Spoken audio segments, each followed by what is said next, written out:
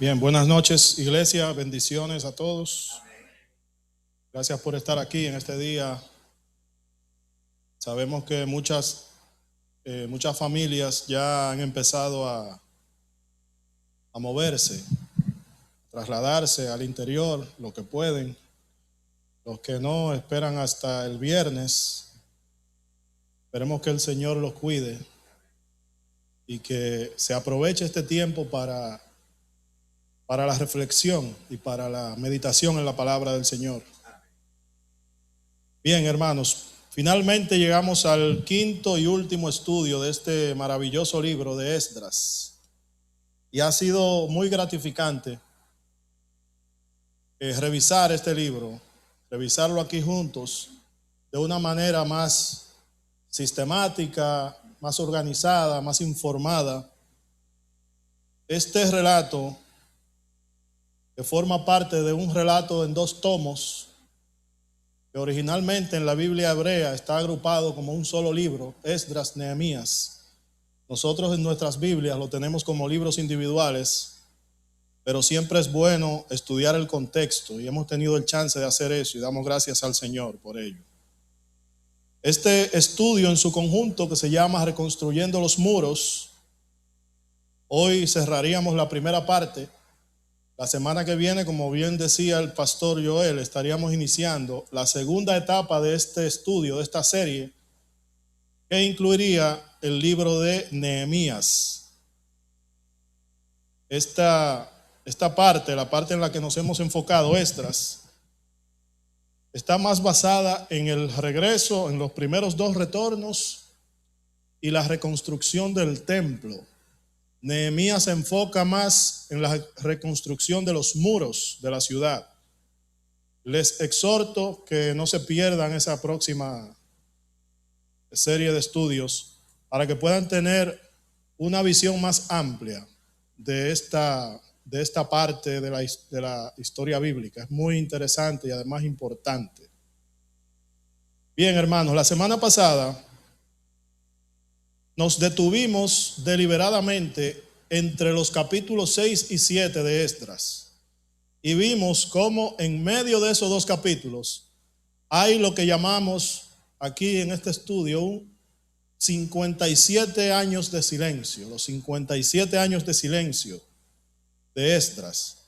Es decir, un salto temporal de 57 años entre los capítulos 6 y 7. Por supuesto, muchas cosas importantes suceden en ese periodo, cosas que no se narran en el libro de Esdras, pero todos los eventos que suceden entre un capítulo y otro, por lo menos lo más relevante, está recogido en la Biblia. Por ejemplo, el libro de Esther. Todo el libro de Esther está incrustado ahí entre los capítulos 6 y 7.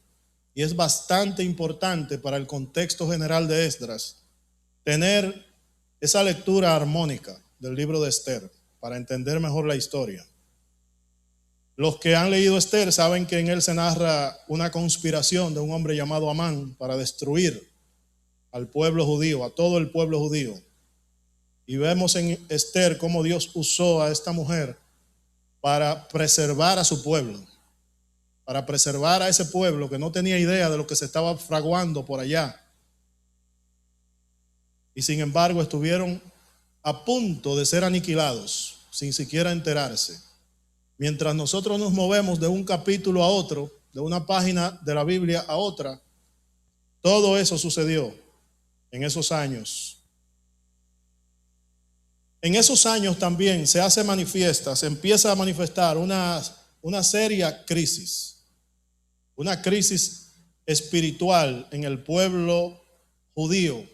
En ese mismo pueblo que regresó de Babilonia en el primer retorno, empieza a darse una crisis, una apatía. Ese pueblo empieza a dar por sentada la gracia de Dios, empieza a darle la espalda a la santidad de Dios. Esa crisis de liderazgo se manifiesta porque Zorobabel y Jesúa de alguna forma ya no estaban ahí, ya sea por vejez o porque quizá habían muerto, pero lo cierto es que ya este pueblo no contaba con esos 2 pilares, con esas 2 columnas a los que el profeta llama los dos olivos que están a la derecha y a la izquierda del candelabro. Zorobabel y Jesúa, quien fueran los pilares de ese primer retorno, ya no están, y entonces se necesita un liderazgo renovado. Y ahí es donde entra Esdras.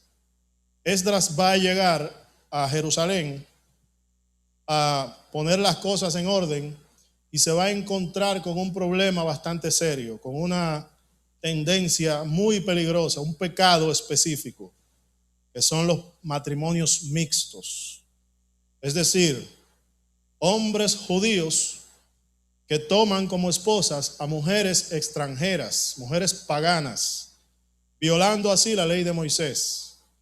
Esdras entonces aparece aquí como esa figura que emerge a hacerle frente a esta nueva crisis, una nueva generación que enfrenta una crisis nueva, requiere un liderazgo nuevo, un liderazgo que entienda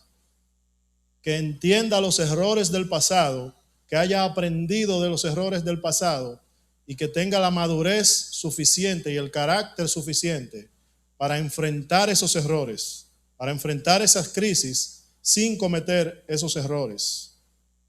Esdras, quien es sacerdote y escriba, recibe autoridad y poder político además, por parte del rey Artajerjes para realizar lo que conocemos como el segundo retorno. Pero además de todo, el rey le otorga a Esdras la autoridad y la facultad para nombrar jueces y gobernadores, algo bastante inusual en ese contexto, de que a un sacerdote, inclusive a un sumo sacerdote, se le dieran esta clase de facultades políticas tan específicas así. Esdras inclusive le da autoridad para ejercer y para si el caso lo amerita, aplicar la pena capital si es necesario. Esdras regresa a Jerusalén, decíamos que con una especie de blindaje, un blindaje judicial, para poder enfrentar esa crisis sin incurrir quizá en los problemitas, en los deslices y en los errores que cometieron Zorobabel y Jesúa, quienes aparentemente fueron muy confiados en ese primer retorno. Hoy vamos a leer parte del capítulo 9, lo pueden ir buscando.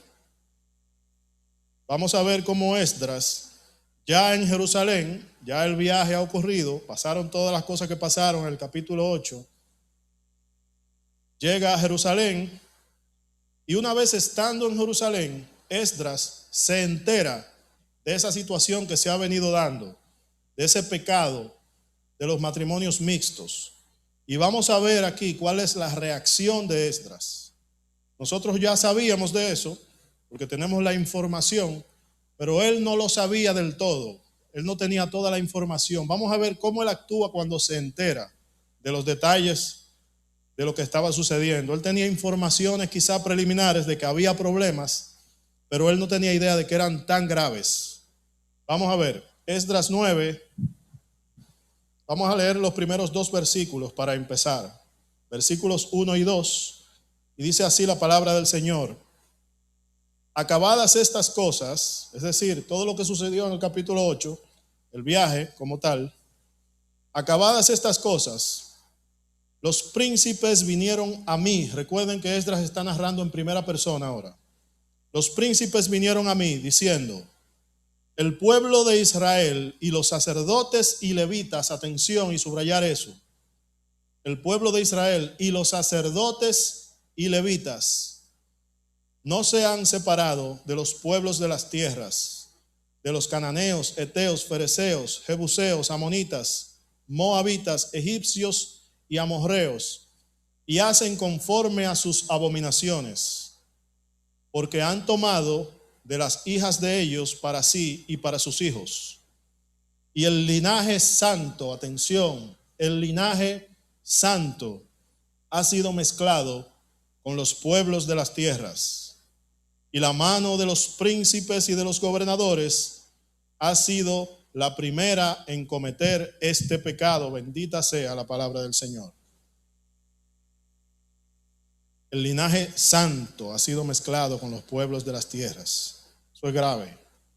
Esdras recibe este informe alarmante en el que se da cuenta de que ese pueblo que ha sido bendecido, que ha recibido la oportunidad de regresar a su tierra, se ha mezclado con los extranjeros, con los paganos, y que está realizando las mismas prácticas paganas de ellos.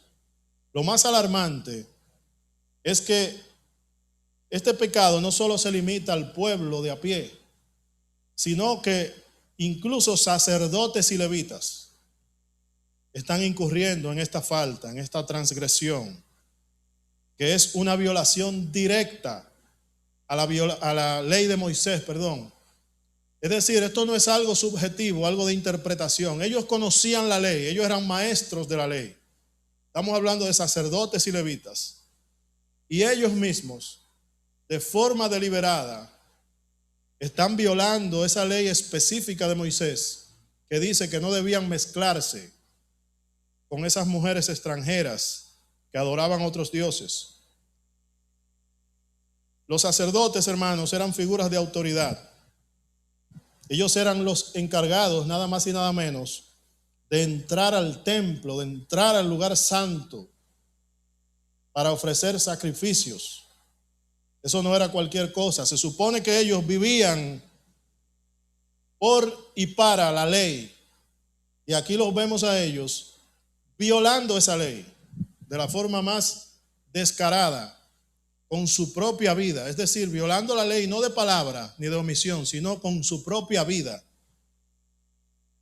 Los levitas, por su parte, descendientes de la tribu de Leví, no ejercían el sacerdocio como tal, pero eran los encargados de ayudar en el templo. Cantaban, tocaban música, cuidaban los utensilios sagrados y eran maestros de la ley. Y Esdras está recibiendo la información de que esta gente está violando una de las leyes de Moisés más conocidas. Es por esta razón que Esdras se siente tan quebrantado, porque Esdras vive por la ley y le duele.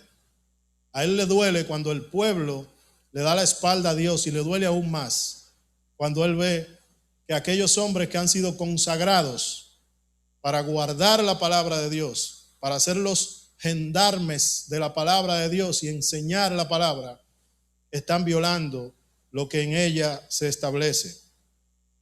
Esdras siente en su corazón el peso de esta ofensa, que es una ofensa contra la santidad misma de Dios. Vamos a ver, hermanos, la reacción de Esdras. Vamos a leer los versículos del 3 al 6. Dice Esdras: cuando oí esto, rasgué mi vestido y mi manto, y arranqué pelo de mi cabeza y de mi barba, y me senté angustiado en extremo, y se me juntaron todos los que temían las palabras del Dios de Israel, a causa de la prevaricación de los del cautiverio. Mas yo estuve muy angustiado hasta la hora del sacrificio de la tarde. Y a la hora del sacrificio de la tarde me levanté de mi aflicción, y habiendo rasgado mi vestido y mi manto, me postré de rodillas y extendí mis manos a Jehová Dios, y dije: Dios mío, confuso y avergonzado estoy para levantar, oh Dios mío, mi rostro hacia ti, porque nuestras iniquidades se han multiplicado sobre nuestra cabeza, y nuestros delitos han crecido hasta el cielo. El Señor bendiga su palabra. Esa oración se extiende, es una oración muy extensa, una oración muy sentida de parte de Esdras. Es un clamor de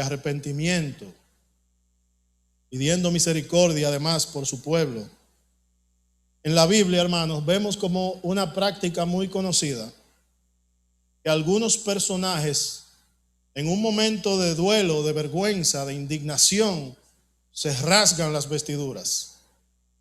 Algunas veces se rasgan las vestiduras y se arrancan el pelo o se afeitan la cabeza y las barbas como un acto físico. Ellos quieren expresar, no solamente con palabras, sino de una forma física, visible y tangible, el horror que sienten ante determinada situación. Eso lo hemos visto en muchos personajes como Daniel, por ejemplo, como Job.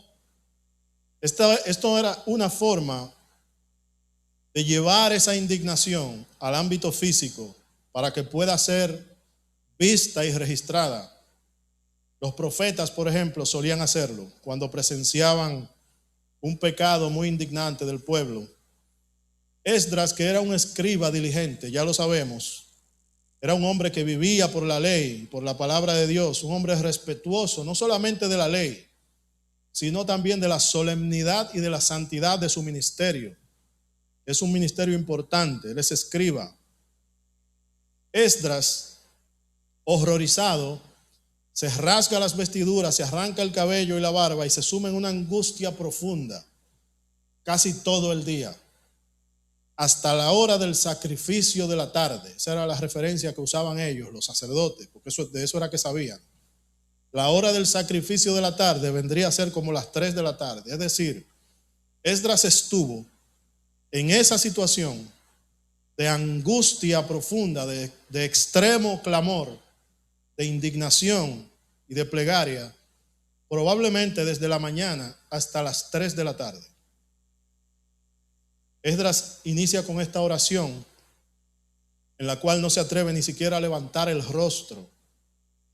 ¿Recuerdan esa parábola del fariseo y el publicano?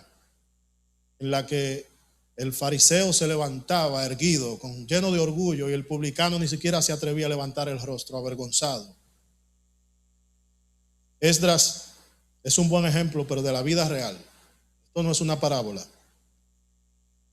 Esdras dice en el versículo 6, porque nuestras iniquidades se han multiplicado sobre nuestra cabeza. Nuestras iniquidades se han multiplicado sobre nuestra cabeza y nuestros delitos han crecido hasta el cielo. Ven cómo él no se excluye de esto. Él habla de nuestro, no ellos, no este pueblo, esta gente, lo del primer viaje, hicieron esto y esto. No, nuestras iniquidades. Él está tan comprometido con la responsabilidad que le confiere su liderazgo espiritual, que se considera a sí mismo como parte de la transgresión, aunque él no la ha practicado. Él ni siquiera estaba allí cuando esto se empezó a practicar. El pueblo que estaba allí ni siquiera era su responsabilidad. Él no tenía ese liderazgo todavía. Y él, sin embargo, se incluye como parte responsable. Nuestra transgresión. Eso tiene que enseñarnos algo a nosotros, hermanos. Él no oraba como ese fariseo.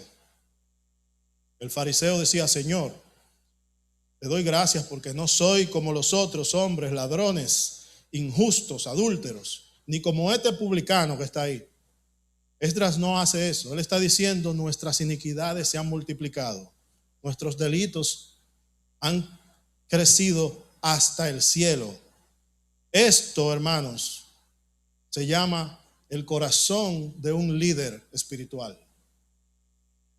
Y cuando nosotros observemos a nuestros líderes y veamos que están lejos de ese ejemplo, tenemos que preocuparnos.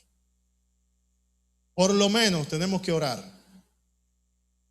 Eso tiene que enseñarnos a nosotros mucho de lo que debe ser el liderazgo de la iglesia. Consideremos, hermanos, nuestra iglesia. No me refiero a esta congregación, la iglesia de este tiempo. Un verdadero líder de la iglesia en sentido general no debe colocarse a sí mismo en un peldaño más alto para mirar con orgullo y recelo a esas ovejas extraviadas, confundidas, que han tropezado, que van caminando por ese camino espinado y pedregoso y han tropezado, quizá por falta de orientación, por debilidad espiritual, por la razón que sea. Pero un líder no debe colocarse en una posición cómoda a mirar por encima del hombro a esa oveja que está en un problema. El verdadero líder hace lo que hizo Esdras aquí. Se sume en el sufrimiento más profundo porque una de sus ovejas, tan siquiera una de sus ovejas, está descarriada. Y se preocupa y se ocupa de sentir en su corazón el dolor. Le pide a Dios la sabiduría, no para expulsarla de una vez, sino para guiarla, para atraerla de nuevo hacia el redil santo de Cristo. Eso es un líder. Porque para Dios, estas son las cualidades importantes.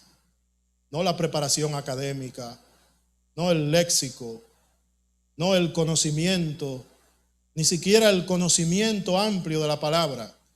Hay mucha gente que sabe de la Biblia, pero que no tiene fe, o que no tiene las cualidades para ser un líder en una iglesia. Hay que tener cuidado cuando evaluamos un líder. Tenemos que evaluarlo no con ojos humanos, sino tratar de evaluarlos a través del prisma de Dios.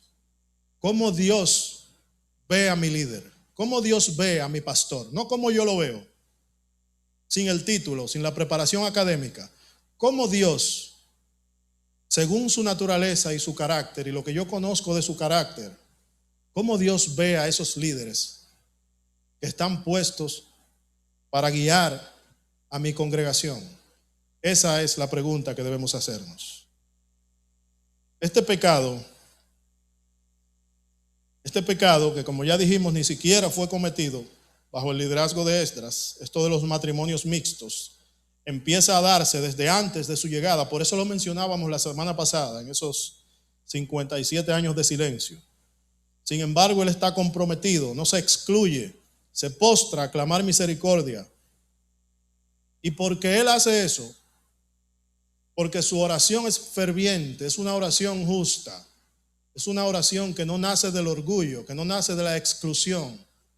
Por eso el Señor escucha esa oración, y vamos a ver cómo el Señor escucha esa oración y cómo se manifiesta de una vez. Eso lo vamos a ver en un momento. La oración de Esdras, se extiende desde el versículo 6 hasta el 15 de ese capítulo 9. La pueden leer tranquilamente en sus casas. Vamos a ver rápidamente cuál es esa ley de Moisés que prohíbe el matrimonio mixto, para que tengamos toda la información y todo el contexto, para que entendamos la gravedad de esto. Deuteronomio 7, versículos 3 y 4. Deuteronomio 7, versículos 3 y 4. Hay más pasajes por ahí, pero este es uno de los más literales. Dice así: y no emparentarás con ellas, refiriéndose a las naciones paganas. No darás tu hija a su hijo, ni tomarás a su hija para tu hijo, porque desviará a tu hijo de en pos de mí, y servirán a dioses ajenos, y el furor de Jehová se encenderá sobre vosotros y te destruirá pronto. Miren qué sobria, qué fuerte esta advertencia. No es solo un mandamiento. Él te está diciendo lo que te va a pasar si tú violas ese mandamiento. El furor de Jehová se encenderá sobre vosotros si ustedes cometen esa transgresión. Esdras, de hecho, cita ese pasaje. Acuérdense que él es escriba. Él conoce eso al dedillo. En medio de su oración, de esa oración extensa que no podemos leer completa ahora, él cita precisamente ese pasaje. Vamos a leer ese fragmento. Versículo 12.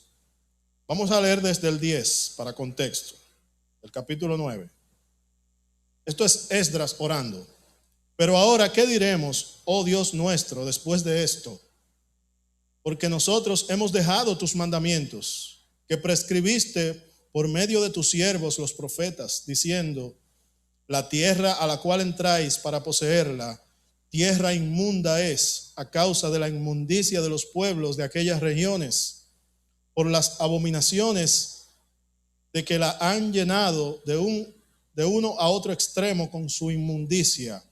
Atención, ahora pues, no daréis vuestras hijas a los hijos de ellos, ni sus hijas tomaréis para vuestros hijos, ni procuraréis jamás su paz ni su prosperidad, para que seáis fuertes y comáis el bien de la tierra y la dejéis por heredad a vuestros hijos para siempre. Esdras conoce la ley y conoce las consecuencias de violar la ley. Él sabe muy bien, porque además conoce su historia, que alrededor de 480 años antes, el rey Salomón violó esa ley. Esa misma ley la violó el rey Salomón cuando se mezcló con mujeres paganas. Y no solamente se mezcló con ellas, sino que adoptó sus prácticas paganas y las institucionalizó. Es decir, construyó templos para esos dioses paganos. Eso fue incluso más grave. A consecuencia de ese pecado de Salomón pasó lo que ya sabemos: juicio de Dios. El reino se divide, la nación se divide en dos: reino del norte y reino del sur. El reino del norte es un reino rebelde, con alrededor de 19 reyes, todos paganos. Un reino asediado, dividido, una parte de la nación que nunca pudo volver a su tierra. A consecuencia de ese pecado, sucede de manera indirecta todo lo que hemos visto. El pecado engendró pecado, y todo como una bola de nieve se fue extendiendo hasta que el reino del sur incluso cayó, fue invadido por Babilonia. Se dio el exilio, 70 años de exilio, y luego del regreso suceden otras pruebas: oposición, retraso de la construcción, todo por el pecado de un hombre, Salomón, por violar esa ley específica. Y aquí está esta gente, señores, que conoce bien su historia, cometiendo precisamente ese mismo pecado. Pero lo más grave, gente cuyo trabajo y cuyo ministerio es vivir para la ley, estudiar, transcribir la ley y enseñar la ley, está cometiendo ese mismo pecado. Esdras, que conoce bien el carácter de Dios y sabe cuáles serían las consecuencias de esta transgresión, se preocupa y va a tomar medidas. Habíamos dicho, hermanos, que Esdras, como buen líder que es, un líder para la nueva generación, aprende de esos errores del pasado. Tuvo cuidado de no cometer los mismos errores. Ahora le tocará demostrar esto. Le tocará demostrar su capacidad para enfrentar situaciones extremas. Vamos a ver cómo Esdras toma medidas y cuáles son esas medidas que toma para evitar ese juicio generacional, para evitar la ira de Dios, como sucedió en tiempos de Salomón. Vamos a ver qué hizo Esdras para propiciar un poco, para ser instrumento de Dios para la misericordia con su pueblo. El capítulo 10 de Esdras nos deja saber eso. Vamos a verlo. Vamos a ver cómo esta oración de Esdras, bastante extendida, bastante extensa, confronta a los que estaban allí presentes y los mueve al arrepentimiento. Por eso dijimos que Dios escucha esa oración, porque es una oración eficaz, que tiene un efecto inmediato en las personas que están allí, en los líderes que están allí, acompañando a Esdras.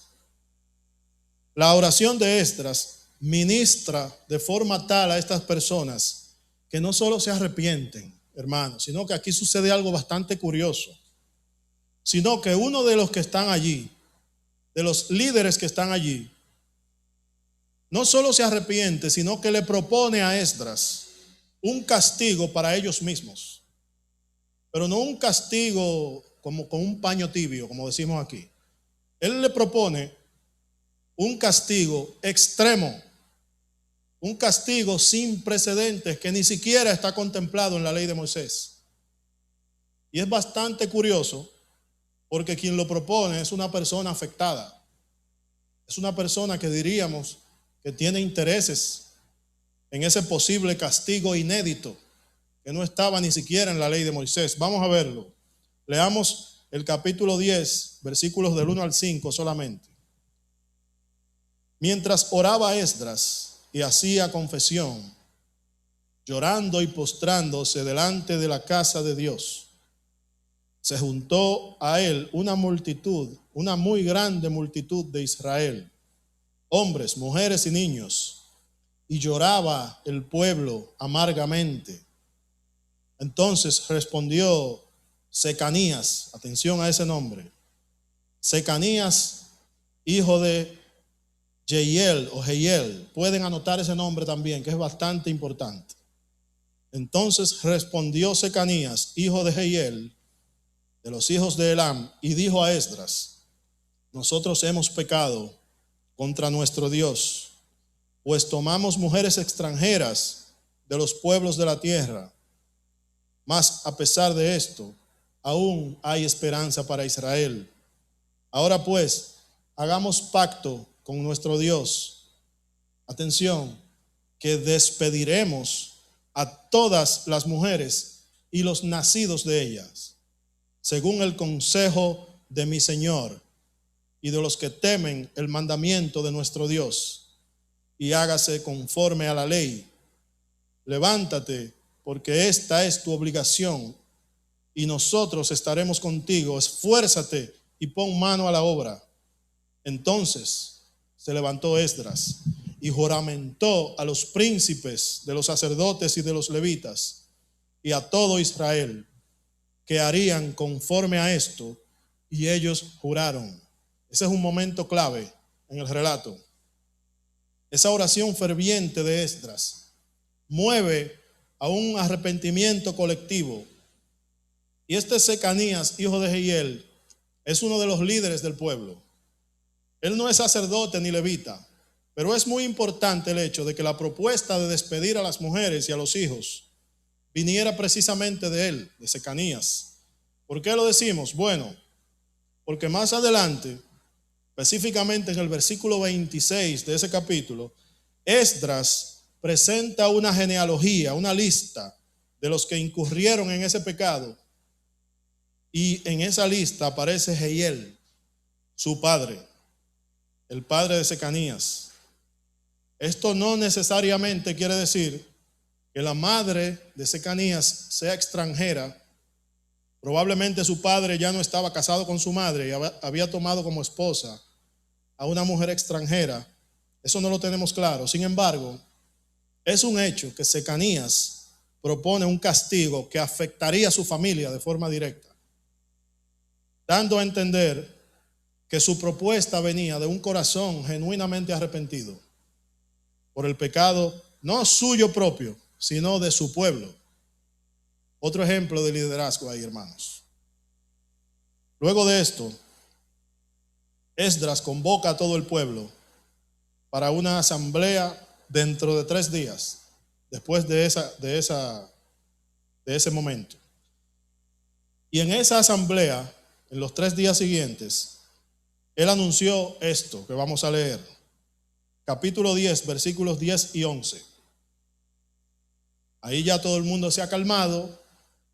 Han pasado 3 días para orar y meditar y anunciar entonces esas medidas. Y se levantó el sacerdote Esdras y les dijo: vosotros habéis pecado por cuanto tomasteis mujeres extranjeras, añadiendo así sobre el pecado de Israel. Ahora pues, dad gloria a Jehová, Dios de vuestros padres, y haced su voluntad. y apartaos de los pueblos de las tierras y de las mujeres extranjeras.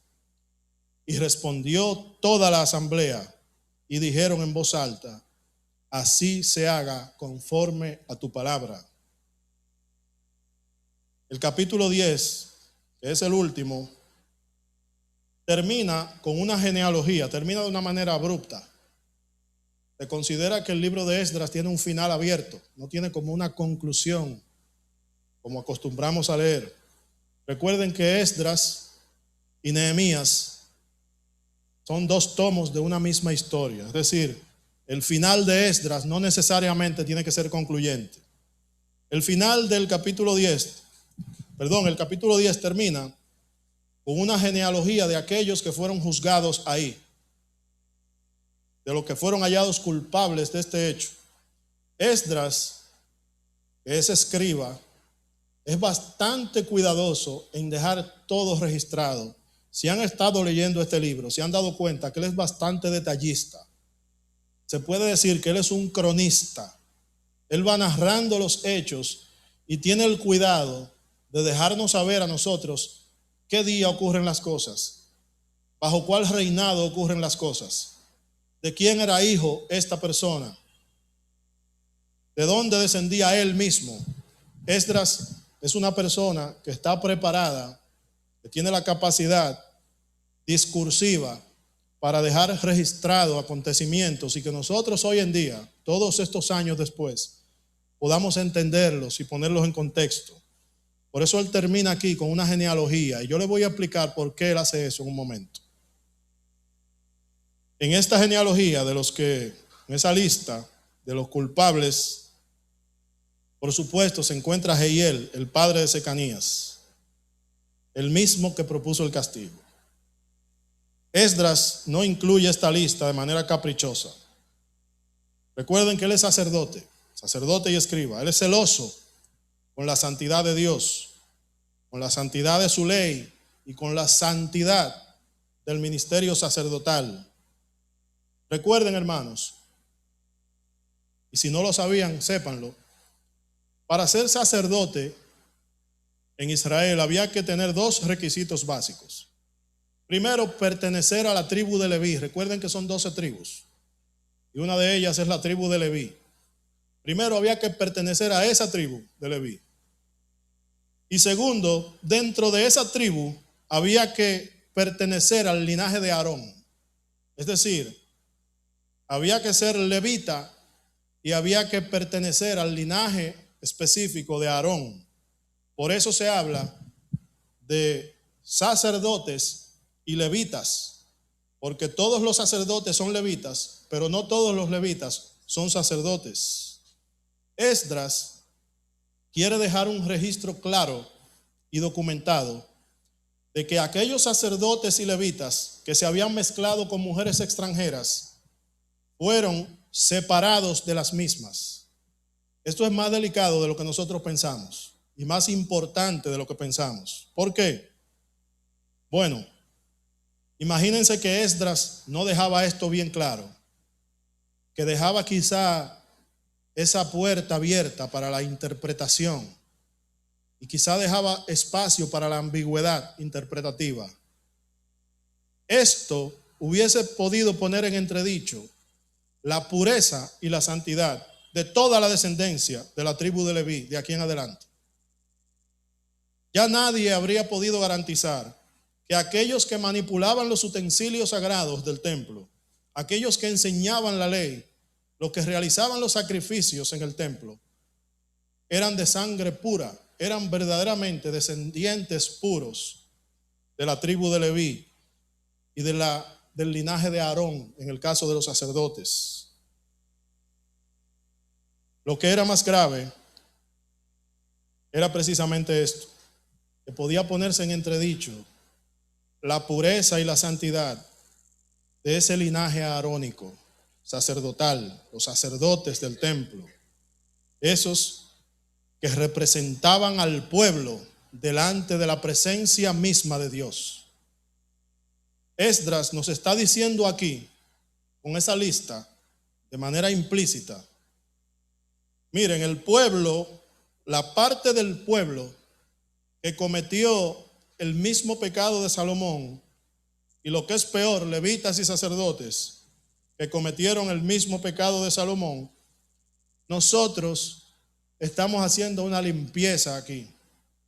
Estamos separando a esas personas de esas mujeres paganas y de esos hijos mestizos, para que de aquí en adelante el linaje sea puro y santo. Por eso el título de este mensaje es: no hay restauración sin santidad. Porque ya hemos visto a Dios restaurando a su pueblo. Hemos sido testigos de esto, de que Dios ha restaurado a su pueblo después de haber estado exiliado, y que ha tenido misericordia de ellos, y que la mano de Dios literalmente ha estado sobre su pueblo. Pero esa restauración sin santidad estaría incompleta.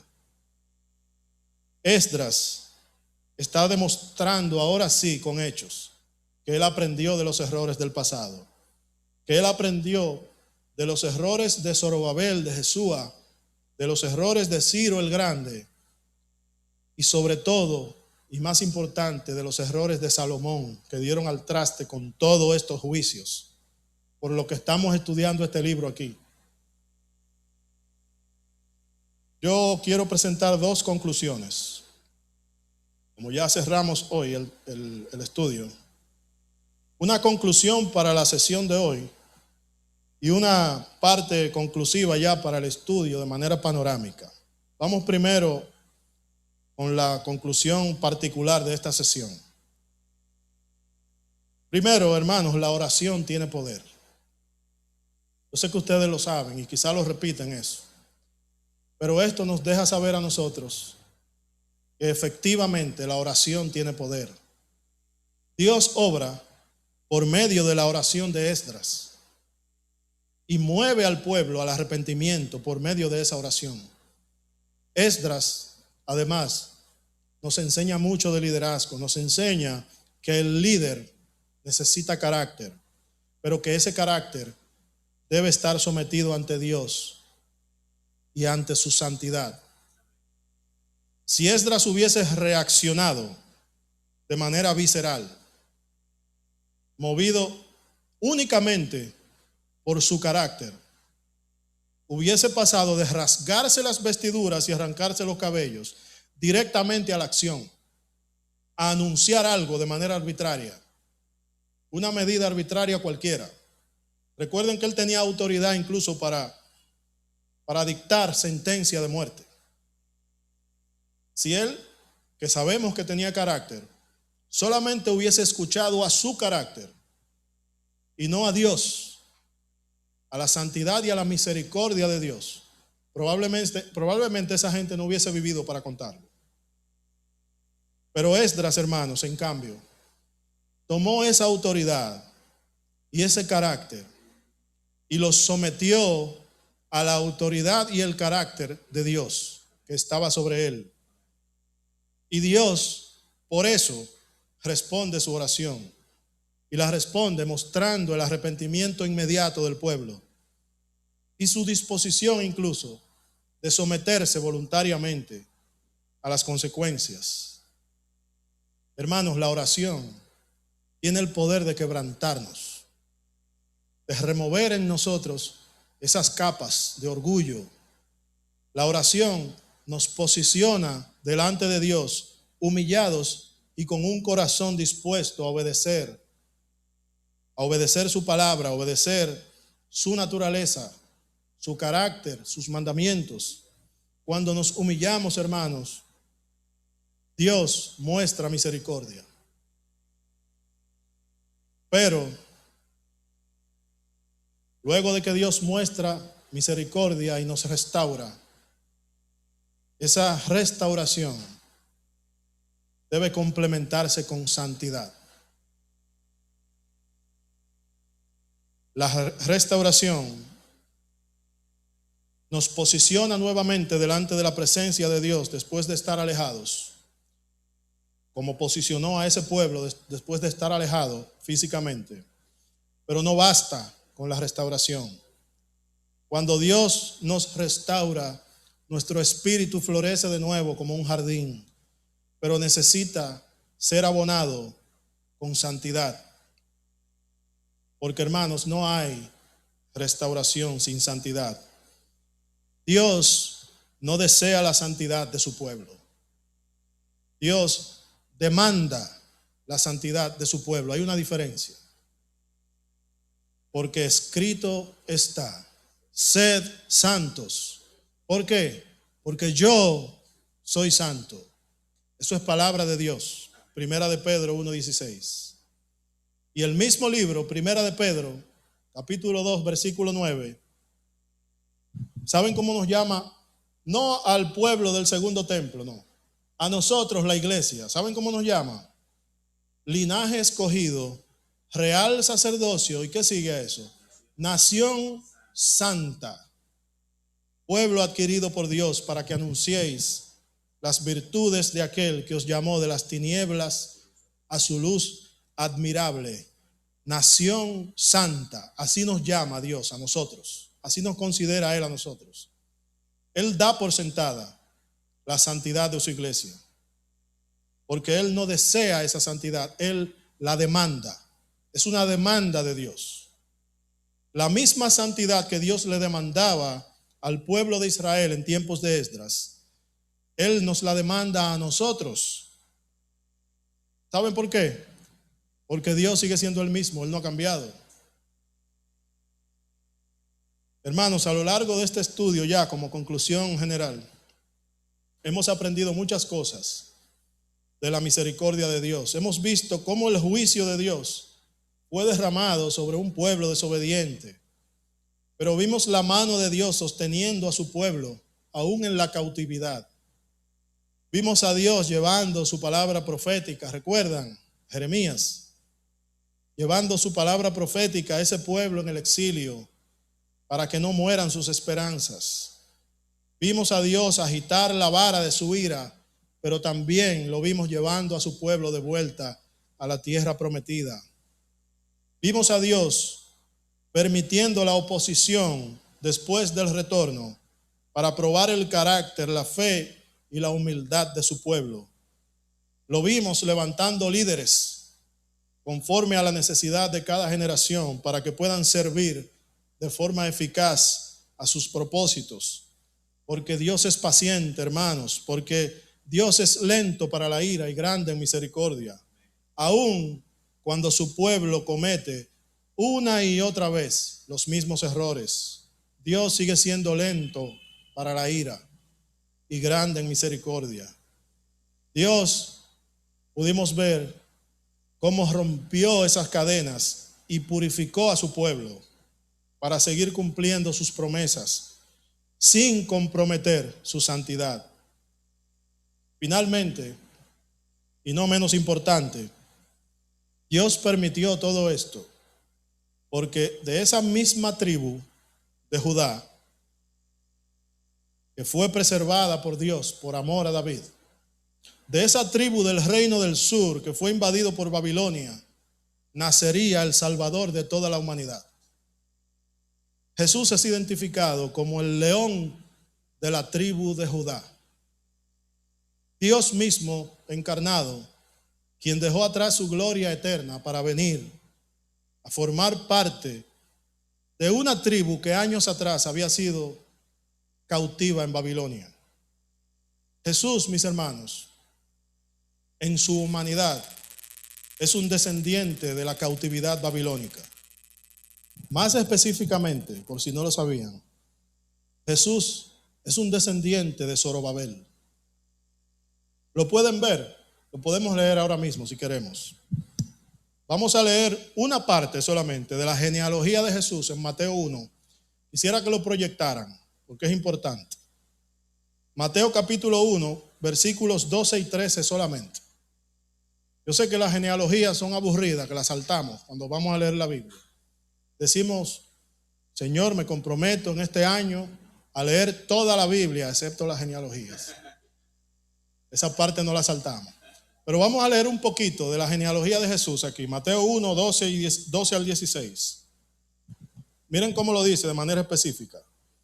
Después de la deportación a Babilonia, Jeconías engendró a Salatiel. ¿Y Salatiel a quién? A Zorobabel.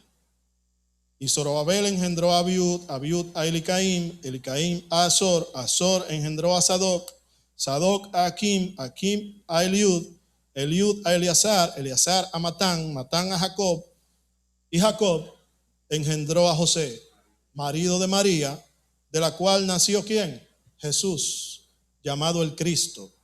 Por eso, hermanos, la preservación de ese pueblo de la cautividad y la preservación no solamente de sus vidas, sino de su pureza, de la pureza de su linaje sacerdotal, son tan importantes para los propósitos de Dios. Y Esdras, sabiendo esto, conociendo la importancia de esa preservación, se siente tan comprometido y tan confrontado, porque de todo esto depende nuestra salvación, hermanos. Los propósitos de Dios, incluida nuestra salvación, estaban allí como una línea, como esa historia continua de la redención humana que empieza en Génesis y que abarca todo esto y llega hasta la llegada de Jesús, su ministerio y su muerte en la cruz, su sangre derramada por nosotros y ese arrepentimiento que Dios nos da para que podamos ser parte de esa nación santa, de ese linaje escogido. Gracias, hermanos. Gracias por su atención, por hacer un sacrificio y un esfuerzo de asistir a estos estudios. También a los que no pueden venir, que lo ven a través de internet. Gracias porque es una muestra de compromiso, porque los seguidores de Cristo tenemos el compromiso de aprender cada día más de Él, de aprender de Dios, de su naturaleza y su carácter, que está aquí en este libro. Entonces, de antemano, les exhorto a que sigan asistiendo, que puedan ver la segunda parte de esta serie. Y quiero hacerle un llamado desde aquí a la iglesia. Los que no están aquí, los que están aquí, díganselo. Y los que están viéndolo por internet, díganselo a los otros, a los que no lo están viendo. Que hagan un esfuerzo y asistan a los cultos de estudio, porque son importantes. Son importantes para nuestro crecimiento espiritual. Lo que sabemos de Dios lo sabemos por esto, lo sabemos por su palabra. Y si nosotros no nos exponemos a su palabra y no profundizamos en ella, nos vamos a quedar en la superficie, en el Dios de la cultura, en el Dios de la cultura popular. Nosotros estamos llamados a conocer al Dios de la Biblia. Vamos a orar, hermanos. Señor, te damos gracias. Gracias porque por tu misericordia, Señor, estamos aquí en tu casa exponiéndonos, Señor, a tu revelación escrita. Permite, Señor, que lo que hemos estudiado aquí sea de beneficio para tu iglesia y para nuestro crecimiento espiritual. Gracias, Padre, por todo lo que nos da sin merecerlo. Permite, Señor, que podamos regresar sanos y salvos a nuestras casas. Permite que tu iglesia siga siendo luz para las naciones. En el nombre poderoso de Jesucristo. Amén.